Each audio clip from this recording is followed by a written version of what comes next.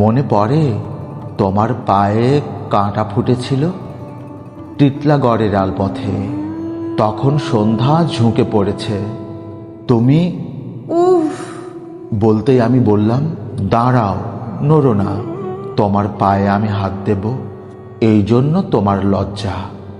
তোমার পা তো ফাটা ফাটা নয়, লজ্জা কি? তোমার পা কোদালের মতন বড় বিশ্রী নয়, নরম এবং যতটা ছোট হলে মানায়। জাপানি মেয়ের মতন খুব নরম, খুব ছোট নয়। অবশ্য কোনো জাপানি মেয়ের পা আমি এ পর্যন্ত হাতে ছুঁইনি, যদিও। আমি মাটিতে বসে, হাতে তোমার পা, তুমি দাঁড়িয়ে একটু বেঁকে, শরীরের ভঙ্গি জিজ্ঞাসা চিহ্নের মতন। তোমার লাল টুকটুকে চটি, পায়ের পাতাও লালচে। কোথায় ব্যথা? যেখানে কাঁটা ফুটেছে।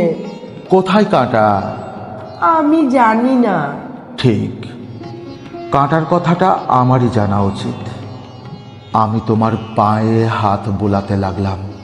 উফ, দেখো কোথায় কাঁটা। এই তো দেখছি। আমি সত্যিই দেখছিলাম। দুহাতের মুঠোয় তোমার নরম, যতটা ছোট হলে মানায়, পায়ের পাতাটি ধরে টিটলাগড়ের সেই অবনত সন্ধ্যায় আমি গভীরভাবে দেখছিলাম। কাঁটা দেখিনি, দেখেছি গোলাপি সৌন্দর্য। কিন্তু কাঁটা খুঁজতেই হবে, নইলে তোমার পায়ে হবে ব্যথা, বিষ। এই তো এখানে, খুব ছোট, প্রায় দেখাই যায় না। এত ছোট কাঁটা হাত দিয়ে তোলা যায় না। ঠোঁট দিয়ে তোলার জন্য আমি তোমার পদচুম্বন করলাম। তুমি এই অসভ্য বলে আমার মাথায় হাত রাখলে, দেবী মূর্তির মতন ভঙ্গি। তুমি এখন স্বাধীন স্বাস্থ্যবান পায়ে অন্য পৃথিবীতে ঘুরে বেড়াও। আমি তোমাকে আর দেখি না, তুমি আমার দেখাও চাও না।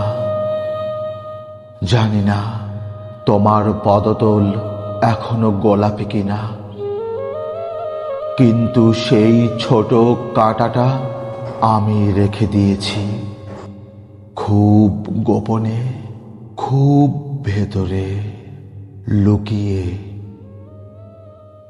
প্রায় টের পাই।